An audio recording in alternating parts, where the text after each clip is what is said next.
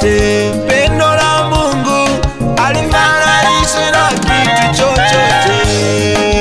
Pendo wa Mungu si wa nyakati na majira kwa mwanadamu.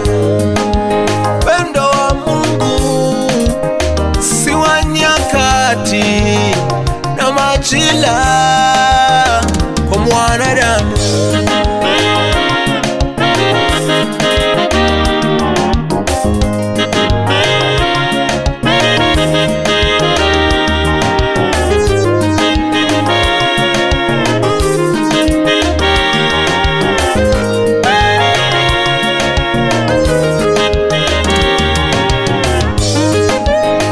Hili pendo ni la namna gani alilotupa Baba yetu wa mbinguni?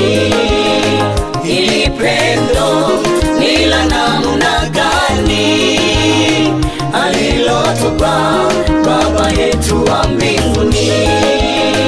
Inasikitisha, inahuzunisha, inashangaza kuitwa rafiki zake kule hata mbinguni.